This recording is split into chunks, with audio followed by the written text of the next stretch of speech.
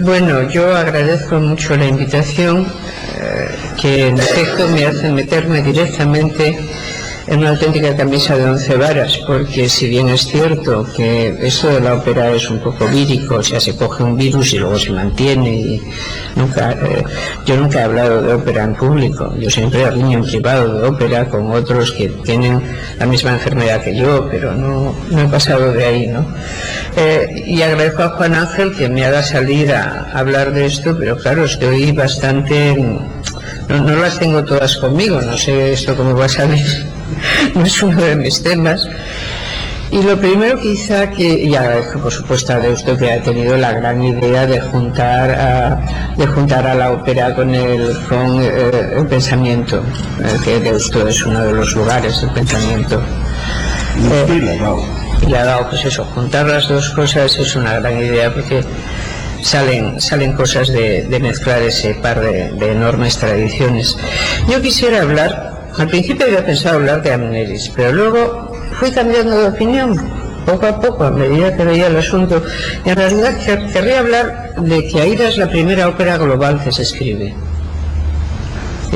Como decir global está de moda, pero tengo mis razones para apuntar que en efecto se trata de una construcción adrede de una ópera global, que se corresponde con un momento particular de una globalización. Y voy a hablar de esto al principio a modo de enmarque de qué cuenta Aida.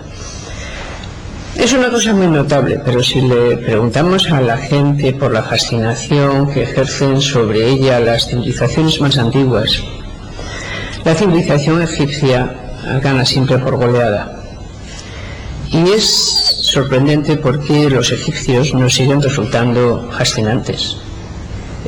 Es una noticia, por ejemplo, mundial, que a la momia de Tutankamón se puede ver. Dice, ¿y? ¿Dónde? ¿Por qué?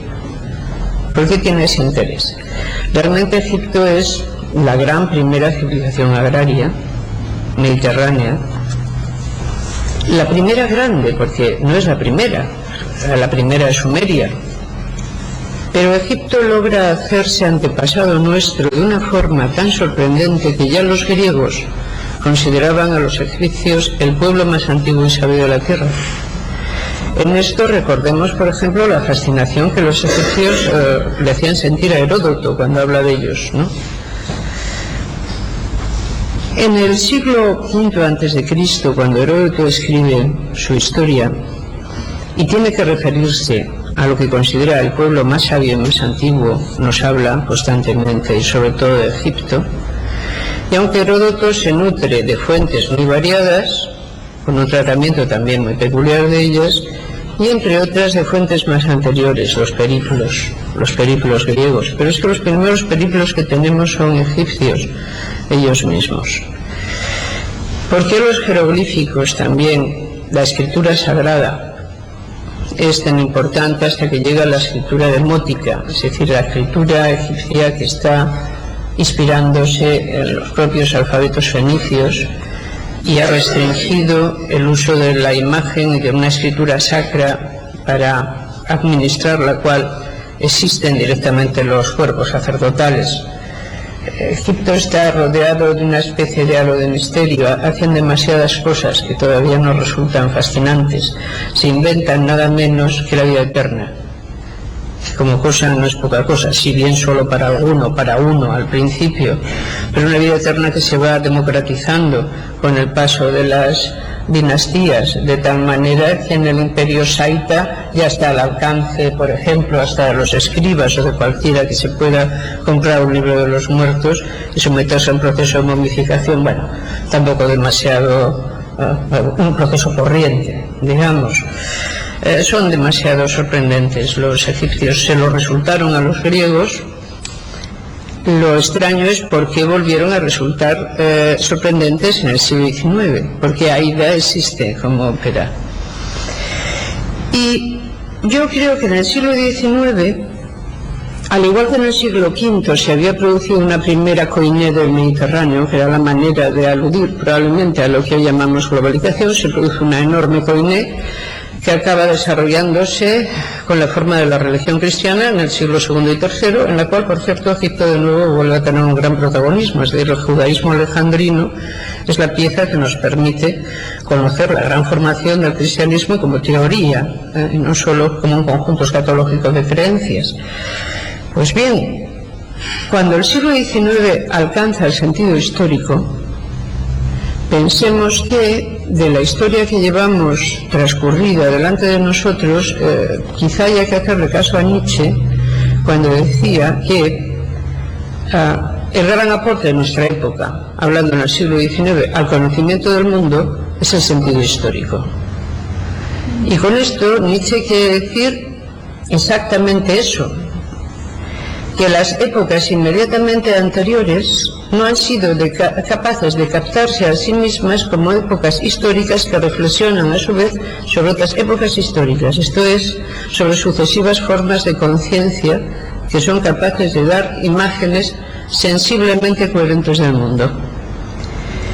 Cuando Nietzsche dice esto en el siglo XIX, que es sin embargo el siglo positivista, ¿dónde ha empezado el nacimiento del sentido histórico?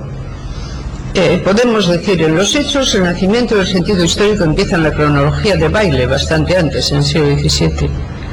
Pero en la estética, el sentido histórico empieza en el siglo XIX y vuelve a empezar en Egipto. Es la gran incursión napoleónica en Egipto la que de nuevo trae a Europa todas las antigüedades egipcias y hace a Europa más antigua de lo que era, encontrando una civilización más anterior de la que se rescatan cosas, se toman cosas. Recordemos simplemente como en el periodo napoleónico, a la vez que se desarrolla el que llamamos estilo imperio, se desarrolla toda una forma decorativa cuyas influencias adrede buscadas egipcias son muy claras. Hay una manera de ir atrás, piensen en el mobiliario, por ejemplo, que es en las art and crafts, donde esto se nota más. Piensen en la decoración, por ejemplo, del mobiliario de estilo imperio, la que no es neorromana, es egipcia. De nuevo nos vuelven a aparecer las esfinges, el papiro, todos esos motivos decorativos que luego se nos hacen muy conocidos, ¿no?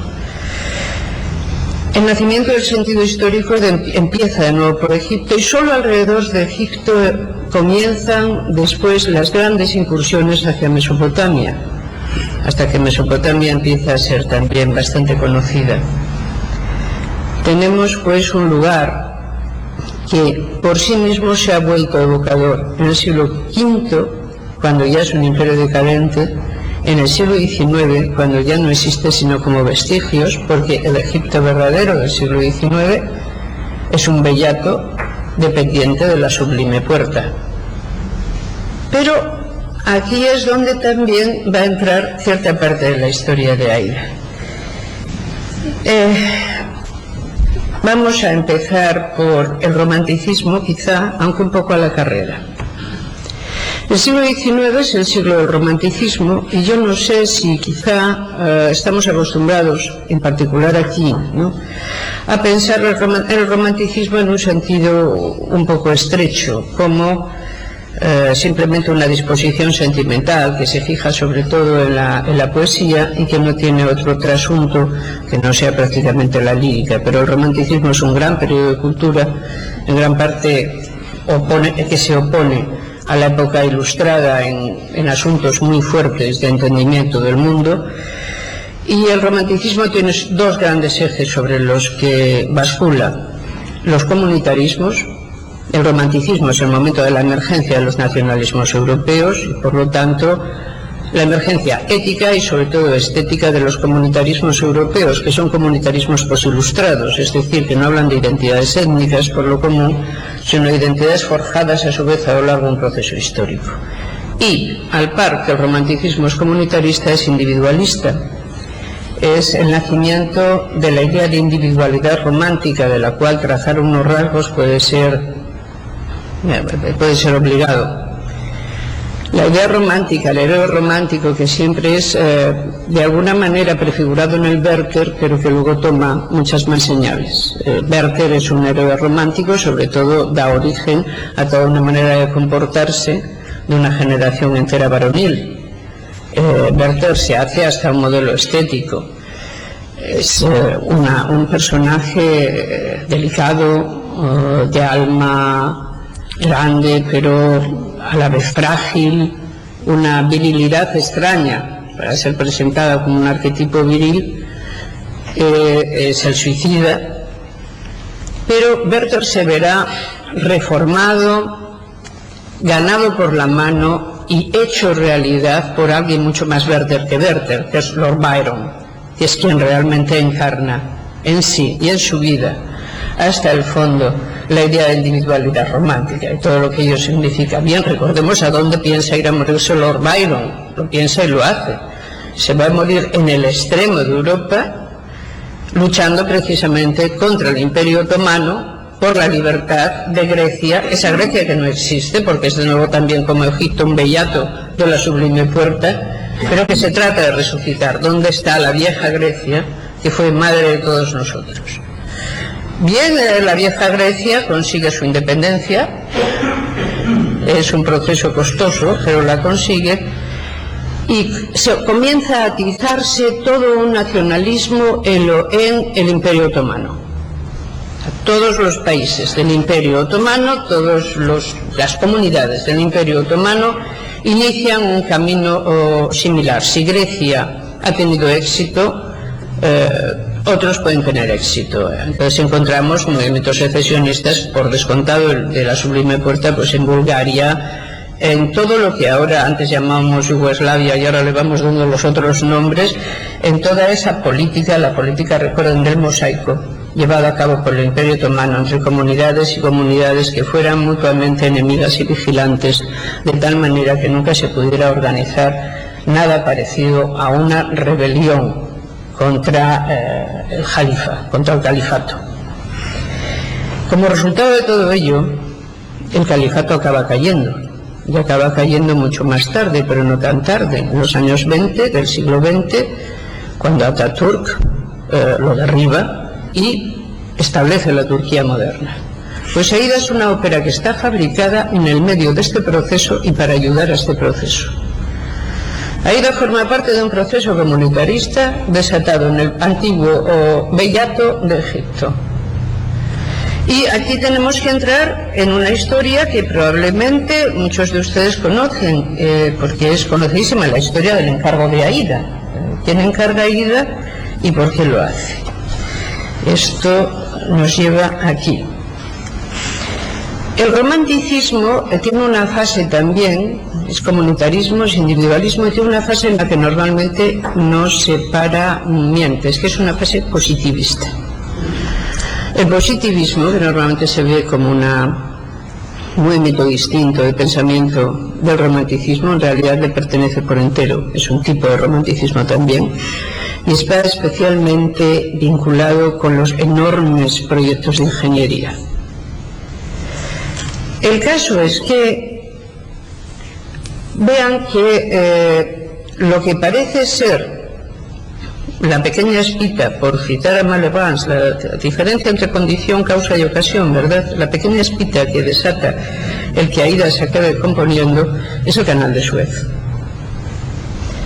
En realidad, el jelibe de Egipto quiere encargar un himno para celebrar, para tocar en el momento de la inauguración de Suez, y busca un compositor para este himno. Se dirige a Verdi, y Verdi dice que él no escribe música circunstancial y por lo tanto que no va a escribir un himno. Pero esto es solo una pequeñísima parte de la historia verdadera de lo que pasa, porque lo que está pasando es otra cosa, y es esta cosa. Hace 40 años que Egipto ha logrado hacer una cosa frente a la sublime puerta imposible, que nunca ha ocurrido. El Imperio Otomano ha funcionado bien porque la estructura en bellatos y el encastrar a las comunidades en mosaico asegura la existencia de un poder autocrático contra el cual rebelarse es casi imposible. Es el jalifa quien nombra a los beys o los jeribes y no son hereditarios. Y además los nombra según la estructura autocrática bien conocida, de tal manera que alguien es nombrado para que durante su mandato probablemente mande, probablemente sea sumamente corrupto y probablemente uno se pueda librar de él y asegurar un buen gobierno posterior con una figura parecida. De la misma manera que existen los visires con la misma intención. La figura de autoridad es indiscutida en tanto que ésta nombra, pero al delegar poder, delega también responsabilidad y solo hay que librarse de quien está acumulando sobre sí todo el odio. Esta ha sido la estructura completa del Imperio Otomano. Pero Egipto, al par que Grecia se hace independiente, hace una cosa extravagante. Los beys de Egipto, los jeribes, deciden y logran, y Estambul no puede evitarlo, hacerse hereditarios. El tener uno de estos cargos nunca ha sido hereditario. Pues bien, ellos empiezan a serlo, lo cual nos habla de la debilidad en la que está entrando el Imperio Otomano. Pero a la vez que empiezan a hacerse hereditarios, empiezan a funcionar como una dinastía. Y esta es la gente que va a encargar a Ida. Y la va a encargar porque quiere hacer nacionalismo egipcio, frente precisamente a la uniformidad del Imperio Otomano. Lo van a hacer además en medio de una ocasión asombrosa, que es este romanticismo positivista del que les hablaba. Cuentan con un visionario excelente, que es Lesseps, el cual ha pedido permiso para establecer un canal que pueda unir el Mediterráneo con el Mar Rojo, de tal manera que el viaje hacia el Extremo Oriente se acorte casi en 40 días. Obtiene la licencia de uno de los jeribes, pero el asunto se estanca. Y se estanca porque esta familia, los Said, que están gobernando hereditariamente Egipto, son todos en realidad franceses. Es decir, todos estos jeribes son y se han educado en París, son francófonos, utilizan realmente el francés. Incluso se han educado en escuelas de reconocida solvencia, las grandes escuelas que fueron creadas por Napoleón y nunca del todo invalidadas por la restauración tan breve, y luego vueltas a poner en valor por el breve paso de los Orleans. Hay algo que encalla al canal de Lesseps. Como saben, él es alguien que lo inicia, no es el ingeniero ni nada. Lesseps es un gran programador de obras, él no las hace, él las programa. Él consigue la concesión de los terrenos. Pero Gran Bretaña es la mayor interesada en que ese canal se abra, y lo que no quiere en modo alguno es que un canal que se abra ahí, que sirva para ir a sus colonias en la India, esté en manos de Francia. De tal manera que Gran Bretaña se pone a conspirar, pero a fondo, en Estambul para que el canal no se pueda hacer. O por lo menos para dificultarlo lo más posible. Asistimos, por lo tanto, a más de 12 años de una lucha soterrada dentro de un imperio sumamente corrupto entre Francia y la Gran Bretaña a propósito del canal. Como fuere, al final, la verdad es que Gran Bretaña logró hacerse con el canal una vez inaugurado, pero había muchísimas cosas de las que se podía ir hablando para facilitar las cosas o dificultar las cosas a Egipto con el canal. Por ejemplo, se le pidió a Egipto que aboliera la esclavitud. Egipto hacía una racia anual hacia el Sudán y más hasta Etiopía, por si les suena, porque en Aida algo sale de eso. Llegaban a Etiopía, destrozaban unos cuantos poblados y hacían una racia simplemente para coger esclavos que luego colocaban en todo el Mediano Oriente. Y no solo se los colocaban al Mediano Oriente, una vez abolida la esclavitud, que los jedibes egipcios la abolieron, hicieron una razzia para conseguir esclavos, a los cuales metieron a soldados para ir nada menos que a defender al emperador Maximiliano como emperador de México. Es decir, las extrañas migraciones que se producen desde este Mediterráneo a otras partes del mundo, hay que señalarlas porque tienen su interés. Estos jedibes dejaron de hacer razzias porque querían ser admitidos, digamos, como una presencia civilizada. Es más, hicieron hasta una bandera, que era una cosa que, bueno, era una invención realmente de la Revolución Francesa, la bandera en sí misma, no las banderas. O sea que ya lo iban teniendo todo, tenían una dinastía prácticamente hereditaria, tenían unas personas que se educaban en París y que prácticamente eran francófonos, tenían un canal a medio hacer que les podía dar un gran dominio de la situación en el Mediterráneo, tenían la enemiga de Estambul y tenían que pararla de alguna manera, lo lograron al final. Bien, quien encargó, Ismail Pachá, por fin Aida, había estudiado en la Escuela del Estado Mayor de París, era sobrino del que había cedido los terrenos para hacer el canal y decidió, en todo caso, mostrar de una manera aún más clara su vocación europea.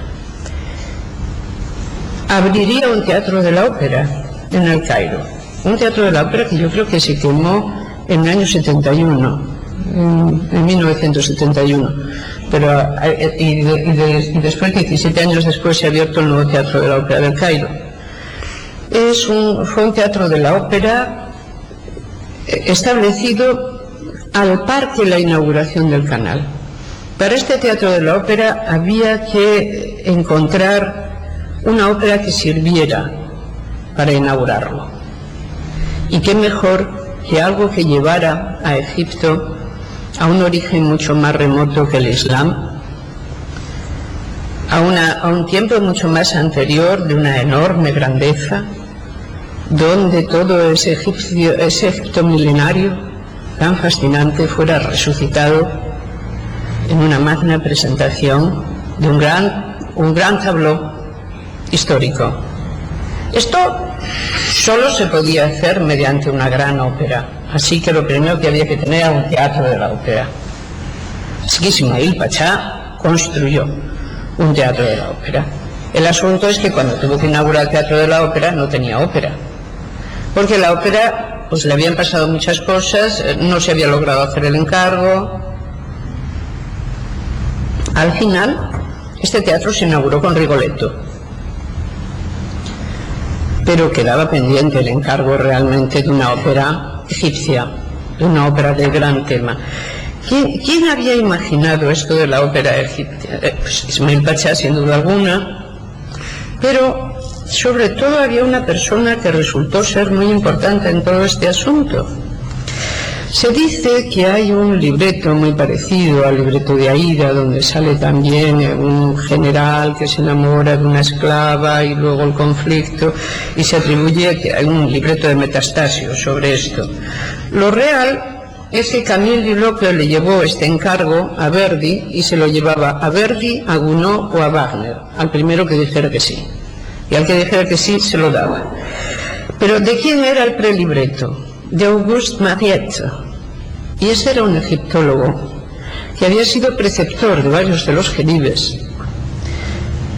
Llevaba en Egipto, había hecho grandísimas campañas de excavaciones, y para que se hagan una idea de la importancia de las campañas, es la persona que descubrió y puso en el Louvre una de sus piezas más importantes, el escriba sentado. O sea, no era cualquiera que resulta que le fascinaban los jeroglíficos. Era Mariette, y todo el mundo sabía que era Mariette, era uno de los grandes egiptólogos, y contaba además con todo el apoyo de los jedibes egipcios. Pues bien, este hombre fue el que imaginó el libreto, era uno de los herederos, por así decir, de la gran generación previa a la de Champollion. De Champollion recuerden aquella historia, malvada y falsa, sin duda alguna, que tiene que ver con cómo parecía esto de la egiptología en el siglo XIX. Hay una historia malvada y falsa según la cual Champollion tiene un copista que tiene unos papiros y él tiene que simplemente copiar muy puntillosamente los papiros en unas hojas de papel, cosa que hace siempre con mucho cuidado. Pero se le cae la tinta sobre el papiro. Horror, porque aquello no tiene manera de arreglarse. Entonces simplemente empieza a poner ibis, olas, coronas cruzadas, signos de la manera aleatoria, que no sabe qué poner, y le entrega a Champollion los folios que él tiene que leer ante una sociedad sumamente erudita. Champollion comienza su exposición, saca los folios, los mira, vuelve a mirar hacia el auditorio y comienza: yo, Tutmosis IV, en el 10º año de mi reinado, he decidido que... La egiptología ella misma era una cosa demasiado sorprendente, pero Mariette era una verdadera autoridad. Mariette quería un espectáculo verdaderamente tan extravagante como aquellos que en su día dio el Shah del Irán, cuando decidió que en efecto también había que ir más allá de la mera historia islámica hacia el momento previo persa, hacia Ciro el Grande. Pues bien, aquí había que ir también hacia antes. El nacionalismo se porta, el comunitarismo romántico se porta de esta manera: busca una estética grandiosa y busca un pasado. Es muy importante el pasado egipcio era muy importante en este caso para los queridos. Pero, ¿qué es lo que logra Verdi? Mariette le da la cosa bastante hecha. Hay que hacer una cosa que es la presentación de un gran tableau histórico de Egipto. Ahora bien, ¿qué hay que presentar dentro? Hay que presentar un conflicto que sea universal. Y ahí es donde llega la Koine. Esta es la fase de globalización, porque ¿cuál puede ser un conflicto universal? La idea de que exista un conflicto universal es ella misma una idea difícil de mantener. Es decir, conflictos universales inherentes al alma humana que en todas partes se hayan dado de la misma manera. Es una idea que se riñe directamente con el sentido histórico. Y tiene que ser, además, ya acaba siendo un conflicto romántico. Tiene que ser un conflicto de lealtades. En Aida juegan dos grandes lealtades: la lealtad a la patria, por descontado, es decir, la idea de patria, comunidad, nación, y luego el amor. Y juegan en los dos sentidos. Entonces, Mariette es el que diseña el conflicto de lealtades, que hace que la ópera por fin tome un cuerpo romántico que la hace verosímil. Un cuerpo romántico verosímil. Verdi, que le añade toda su genialidad.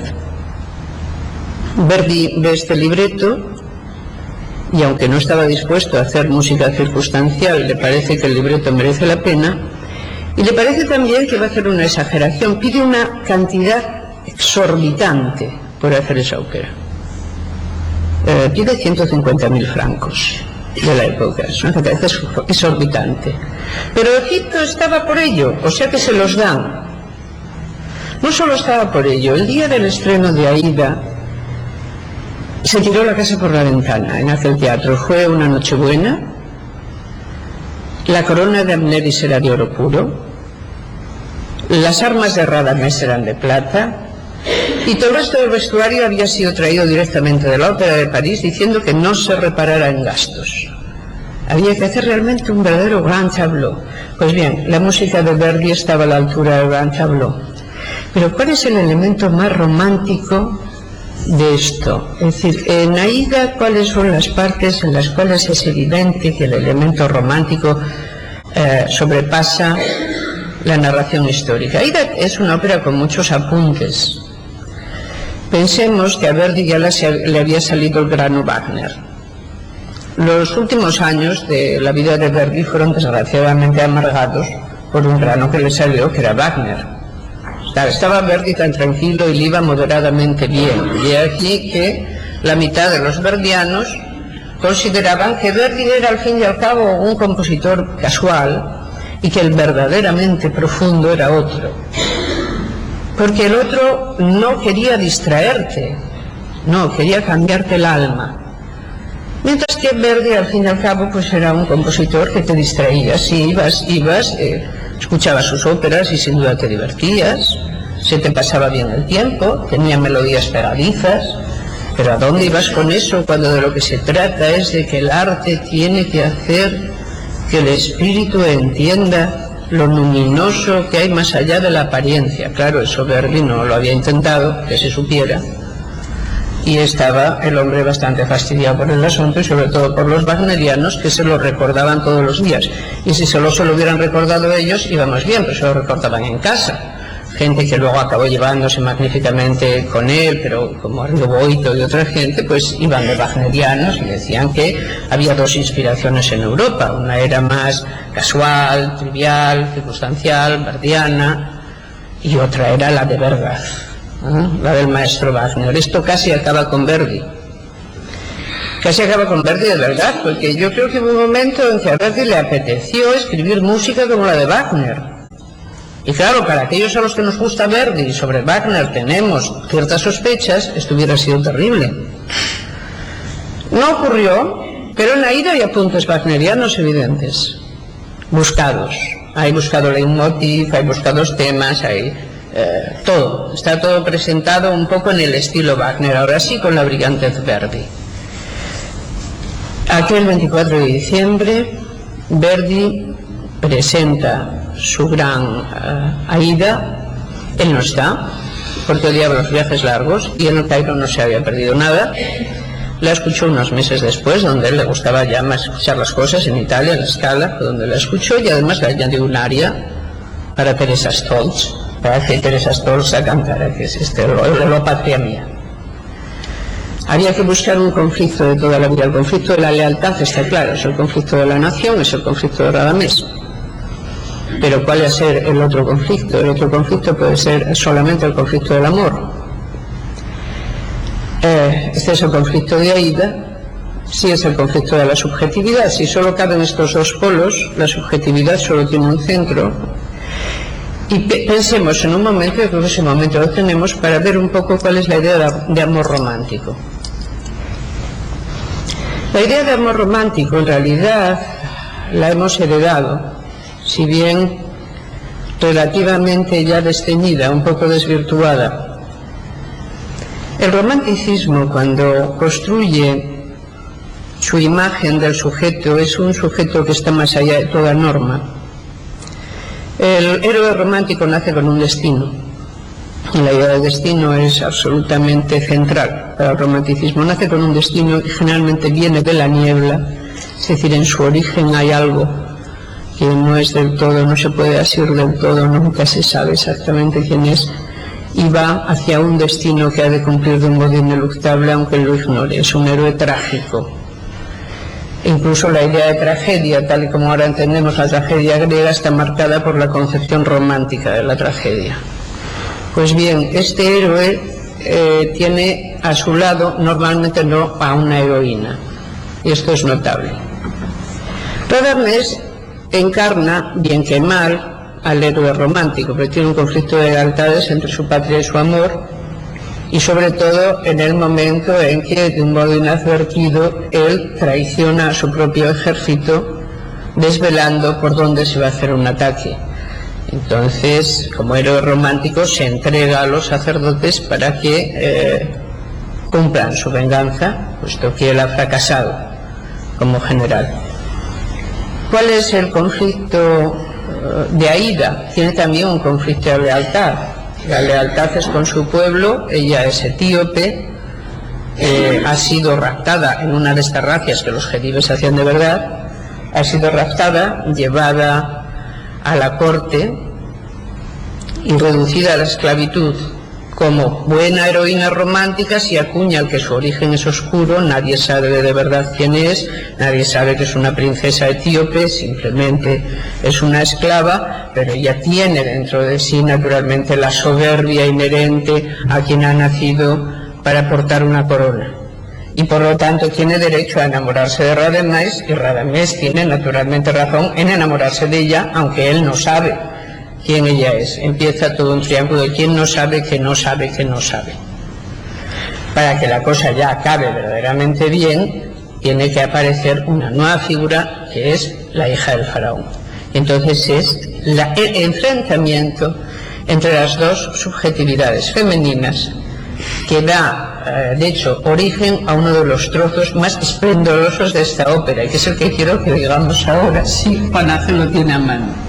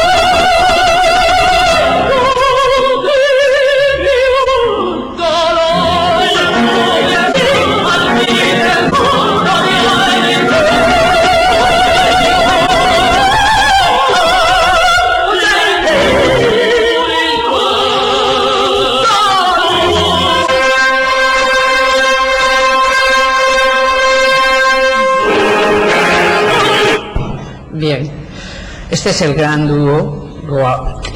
Aida tiene muchísimas. Aida es una ópera perfecta, le salió simplemente espléndida, no tiene parte ninguna prescindible.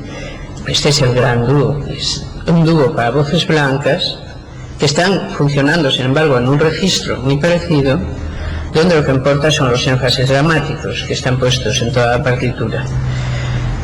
Una de ellas, Aida, diciendo que ella solo tiene una cosa, es un amor, es lo único que tiene, y que por lo tanto no le se ha retirado. Una vez que Amneris ha logrado, en la escena previa, hacerle confesar que está enamorada de Radames, diciéndole que ha muerto en el campo de batalla. Entonces, al ver que Aida grita, diciendo, ¡ah! Bien, ¿qué está haciéndose ahí? Está desdoblándose la figura femenina romántica, que es lo que sucede en el romanticismo decadentista. Al héroe romántico se le contrapone una figura femenina que siempre es la misma, que es la figura de la inocente cordera. La inocente cordera es una expresión de Sila, no es mía, yo no me atrevería nunca a decir algo así.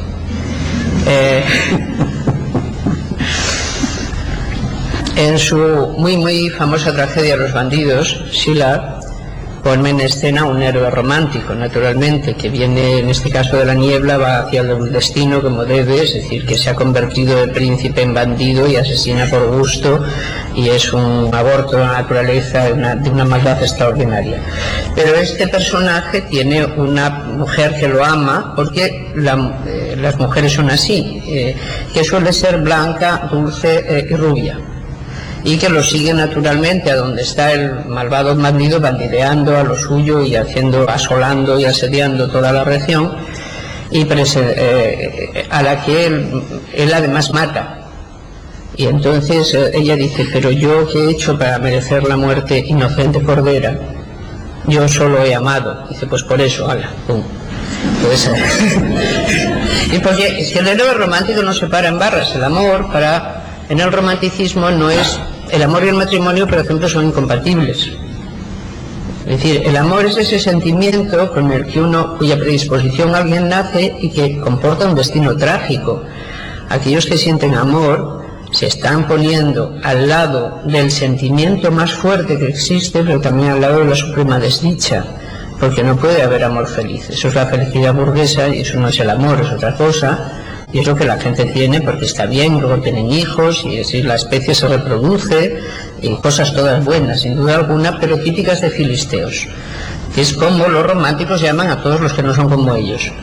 Entonces, esas cosas de filisteos no son el amor es otra cosa, es esa otra cosa que siempre linda con la muerte. Pero recuerden cómo acaba Aída.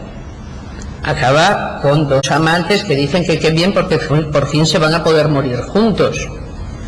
Es decir, que mira qué suerte que han tenido, que pudiendo morirse por separado, es lo que le toca a todo el mundo. Ellos van a lograr hacerlos juntos allí, los dos encerrados en la pirámide, a uno porque lo han encerrado y otra porque ha estado esperando para que eso ocurra. No hay manera de quitar la intensidad dramática a ese momento. Es decir, por mucho que deconstruyamos y podemos hacerlo la idea de amor romántico, ese final es absolutamente espectacular. Pero se imaginan ese final, la noche de Nochebuena, en el Teatro del Cairo, con la mitad de los palcos cerrados con cortinillas, porque detrás de las cortinillas está el harén del Gedipe. Me explico. ¿Cómo vas a hacer un conflicto de subjetividades como conflicto universal en una estructura poligínica como es la que tiene Egipto? Hay algo que disuena y debió de disonar enormemente en el momento de la presentación de este conflicto universal que una cultura poligínica no puede tener, ni sentir, ni apreciar como tal, porque es otra cosa. ¿Por qué ellas siempre son dos? Porque en realidad Aída y Amneris son las dos caras en que el romanticismo decadentista acaba desdoblando a la figura de lo femenino.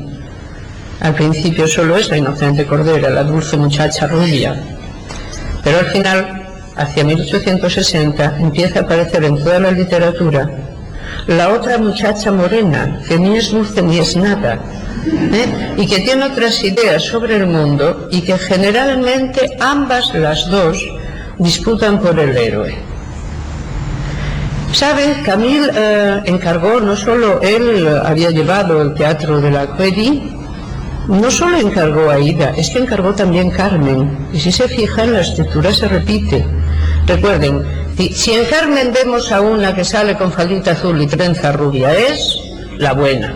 Esto es Micaela, que viene con el cesto, que viene de parte de mamá y que trae cosas para comer y que es una chica como es debido. Por contrario, si sale una morena así, bien puesta, en condiciones y con otras ideas en la cabeza, es evidente que es la mala. Es Carmen. Ella, en el romanticismo, a partir de 1860, empiezan siempre a ser dos. Hay dos figuras típicas de la feminidad que están fabricadas para enfrentarse. Y sobre todo esto tiene un trasunto especialmente fuerte en la ópera. En otros géneros literarios lo tiene menor, pero la ópera tiene que presentar, por necesidad de rapidez, como yo misma por necesidad de rapidez estoy dando unos saltos, ¿qué para qué? Tiene que presentar caracteres estereotipados, pues es la única manera en que puede ir avanzando. Pues bien, esta estereotipia alcanza en Aída una fuerza extraordinaria, en Aída y en Carmen en particular, pero la podemos encontrar en muchísimas otras óperas, donde se enfrenta la inocente cordera, la femme fatale, y que son un trasunto de aquello que el romanticismo creyó que eran conflictos universales. Un último y breve apunte, porque tú, Javier, has estado muy duro diciendo que hay que respetar los tiempos, y yo, claro, voy a respetar los tiempos de qué manera. O sea que Verdi no quiso hacer un himno, pues al final lo hizo, porque la marcha triunfal, Felipe de Egipto decidió que lo nombraría himno de Egipto, y lo fue durante un tiempo, nada menos, la marcha triunfal. Amneris llega con su barca por el Nilo y va al templo donde va a ser preparada por fin para sus bodas, esas bodas que no se van a celebrar. Pero ¿quién bajaba realmente con su barca? Entonces, Eugenio de Montijo, que inauguró el canal de Suez. Esta era la que en verdad bajaba con su barca por todo el canal, la cual pasó previamente por Istambul, y curiosa como era, y teniendo fama de ser la mujer más bella de su época, se hizo invitar por el gran sultán a conocer su harén. La fascinación que Oriente despertaba en Europa tenía algo incluso de enfermizo. Imagínense a Eugenia del Montijo en el harén del gran sultán para ver cómo es aquello por dentro, a la misma que luego bajará en una barca impresionante el canal para inaugurarlo. Allí le fueron presentadas en efecto las grandes sultanas, y dio un beso a una de ellas, porque ya era una mujer europea que se dirigía a besos a las otras mujeres. Tinecén Mourad, que es escritora y última descendiente del último de los jalifas, lo cuenta como su tatarabuela, después del beso, cogió una daga y se rompió la mejilla para que no le quedara el sitio donde aquella cristiana la había besado. Se seguían enfrentando dos mundos. Verdi ha hecho una pieza extraordinaria de lo que es imaginar un Mediterráneo pacífico que va a reencontrar su historia simplemente para volver la belleza, pero a este mar le quedará todavía mucho tiempo de lucha. Nada más, gracias.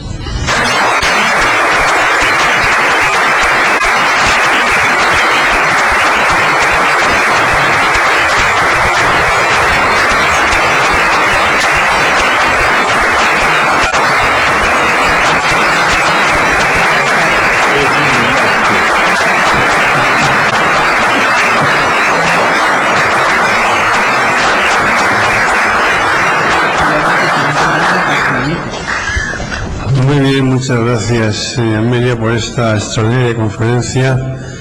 Olvidé decirles antes, pero ustedes ya lo saben porque lo dije la vez pasada, tienen unos tarjetones donde pueden formular las preguntas que deseen hacerlo y se lo pasan a la chica o al azafato para que a su vez me lo haga llegar a mí y entonces yo lo formule a la propia Amelia, así podamos tener un pequeño intercambio de puntos de vista sobre los puntos de vista o preguntas que queramos formularle a la conferenciante. A mí me suele tocar mucho de hacer la primera pregunta. Suele decir José Antonio Marina que habría que instituir un premio a la persona que hace las primeras preguntas. Pero aquí tenemos una idea mejor, Javier. Sí. Sí, mientras escriben las preguntas ponemos la marcha triunfal. Si quieres ponemos la marcha triunfal. Pero bueno, si no vienen preguntas podemos hacer la marcha triunfal, pero a mí se me ocurre una muy sencilla, vamos. ¿Tuvo idea realmente Verdi de que él estaba construyendo la primera ópera global de la historia? Sí. ¿O es una cosa que viene después, que él era consciente de lo que estaba haciendo y hasta qué punto? Yo creo que sí, que lo sabía y que por eso se esforzó tantísimo. Por eso le metió los detalles wagnerianos, pero sin exagerar. Por eso depuró su propio estilo hasta alcanzar una suerte de climas de perfección muy difícilmente que se encuentra en otras de sus óperas, pero a trozos. Aida es que es perfecta casi entera. La hizo rápido, además. Él mismo escribe, dice: yo creo que esta ópera es una de las menos malas que he hecho. O sea, él sabía que había hecho algo realmente grande. Dice: yo creo que es la menos mala que he hecho. Con esa falsa modestia completa, ¿no? Sí, yo creo que él, vamos a ver, saber nadie sabe el mundo en que vive, porque el mundo te rodea y tú no estás fuera de él. Solo quien estuviera fuera lo podría ver, por aquello de Wittgenstein, ¿no? No se deja ver desde fuera. Pero sabía que ya no era un encargo casual y no lo hizo como un encargo casual. Lo hizo como algo realmente distinto. ¿Y cómo recibió la gente la ópera? Tanto los que le encargaron. ¿Es que realmente respondió? O sea, ellos tenían la impresión de que Verdi les había engañado o que Verdi realmente les hizo lo que ellos esperaban que hiciera. Y en segundo lugar, bueno, el público, o sea, el público, la gente, los que estaban allí, los críticos, la inteligencia del lugar, ¿cómo interpretó la obra? En Egipto les Para las dos pareció, preguntas, los que le encargaron y luego la inteligencia en general. en Egipto les pareció también que hicieron de la marcha triunfal el himno. Y realmente les gustó tanto como para pagar una suma que jamás se había pagado por encargar una ópera y para hacer una puesta en escena como jamás se había hecho, grandiosa. Y en Italia, en el momento en que su estreno, Aida es una ópera que luego se estrena muy rápidamente en muchos lugares, Verdi fue llamado a saludar, me parece que 38 veces la escena después de Aida, lo cual es sorprendente. Y tuvo que salir 38 veces a saludar. Y en algunas de las reposiciones llegó a salir hasta 52 veces. Simplemente la gente deliraba con aquello. Les hacía además, la idea que tenían era: Verdi nos ha hecho entender la historia. Es mentira, claro, pero era lo que creían.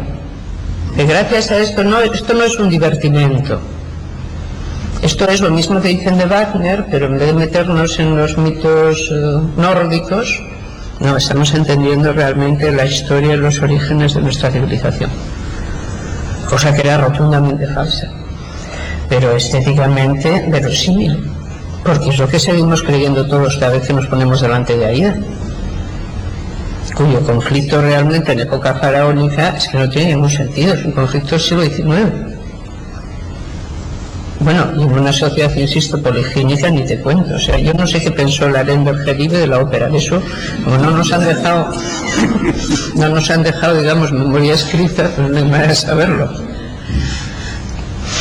Oye, hoy en día, por ejemplo, cuando se oye, y esto quizá nos contará mañana un poco Emilio Aragón, pero hoy cuando se oye Aida, vamos, la gente normal, el vulgo, yo que soy un puro amateur de ópera, uno se acuerda de Celeste Aida y se acuerda de la Marcha Triunfal y un par de cosas más.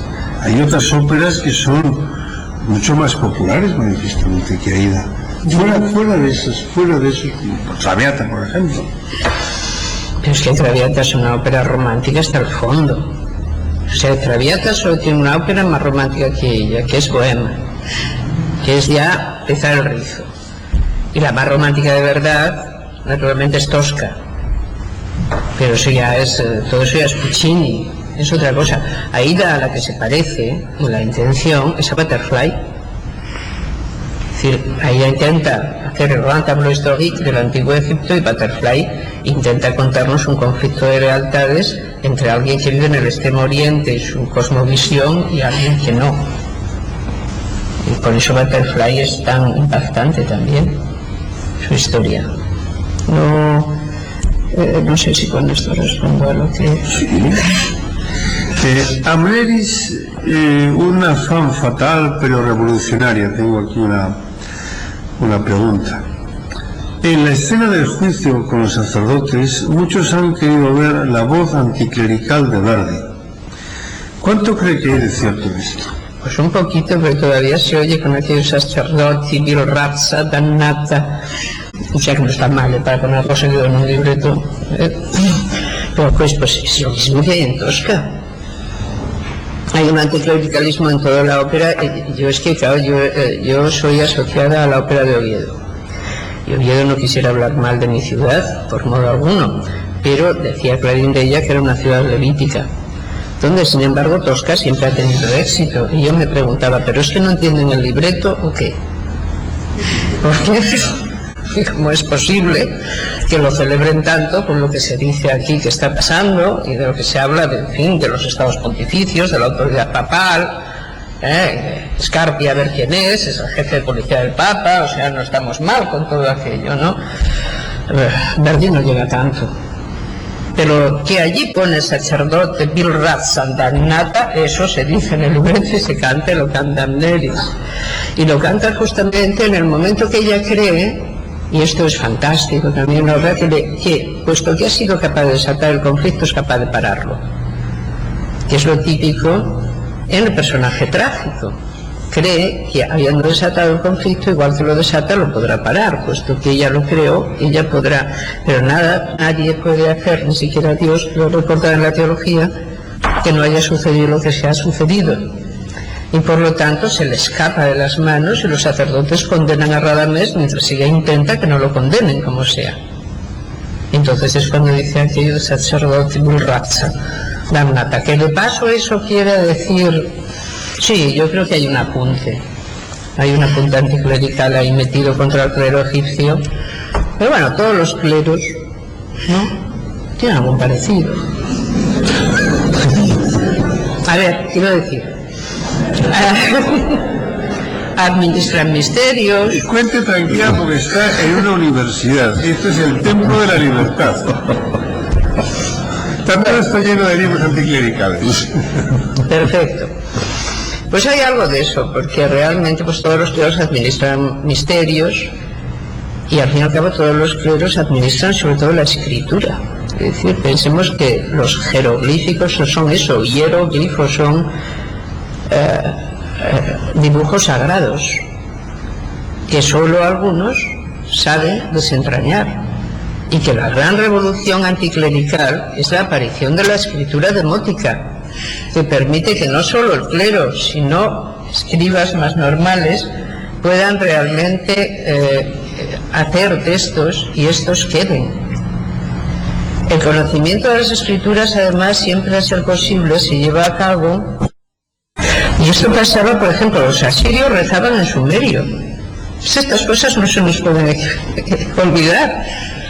Los asirios los textos sacros los tenían en sumerio. Los egipcios seguían utilizando los jeroglíficos antiguos cuando hacían lengua sacra. Y nuestros clérigos han utilizado el latín hasta hace nada, que no era una lengua muy común y muy de uso.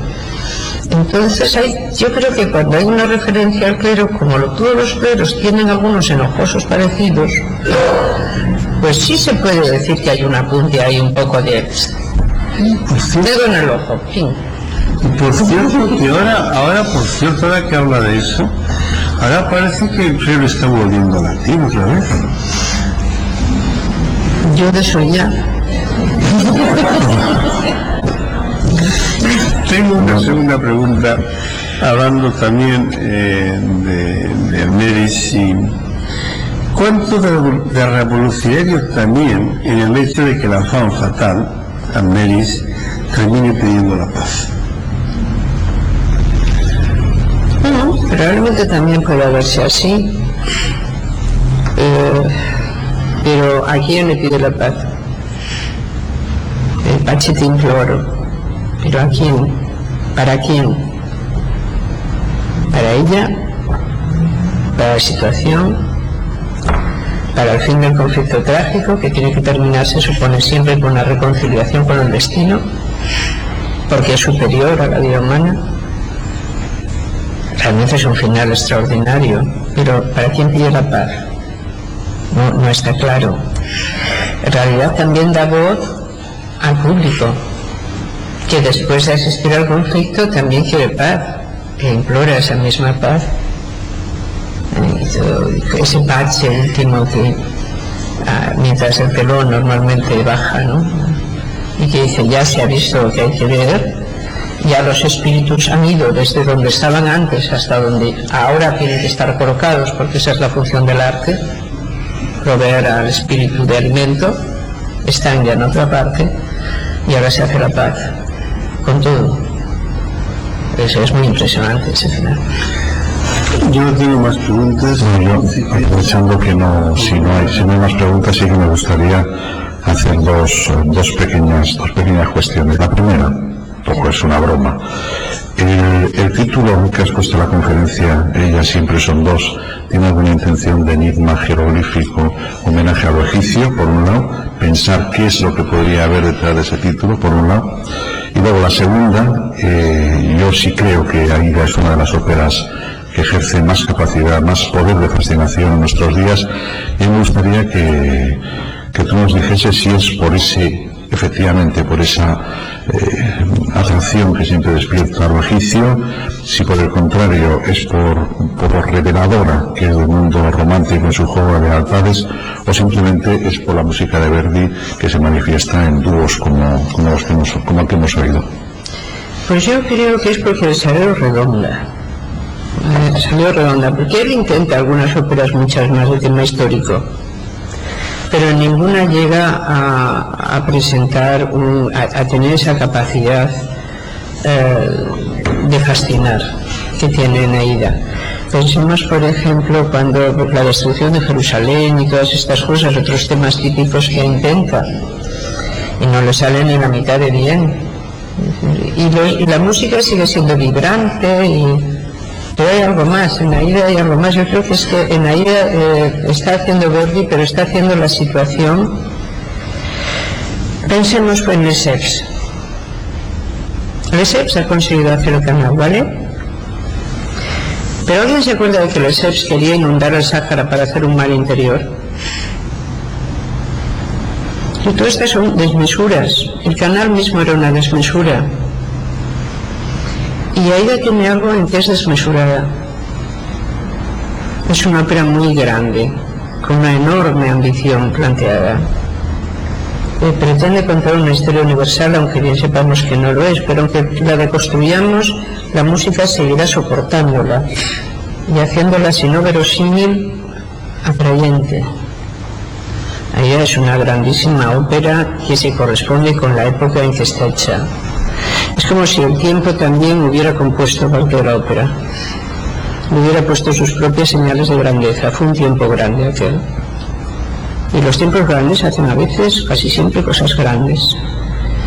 Verdi logra hacer una ópera en que, aunque sea de modo ficticio, resucita un mundo y nos lo pone delante con una brillantez extraordinaria. Y con unos apuntes musicales logrados con toques maestros, porque está la enormidad de la marcha triunfal. Pero ¿qué me dicen de esos flautillos de nada para cañaverales del Nilo y tal, la cosa mínima, para indicar el exotismo, la fascinación por lo que está más allá, que siempre fue de otra forma, y entonces el mundo era distinto, más joven, más fuerte, los sentimientos también eran más fuertes, todo era más fuerte, y es como abrir un milagro y luego cerrarlo, y eso lo logró plenamente. Era lo mismo que lograba Wagner, y esta vez ganó Verdi. Eso es lo que yo pienso. Ha sido un inmenso placer tenerle con nosotros hoy a Amelia Valcárcel, esta conferencia de una rara erudición y fascinación al mismo tiempo. Yo les veo las caras a ustedes, tengo la ventaja de que les veo las caras.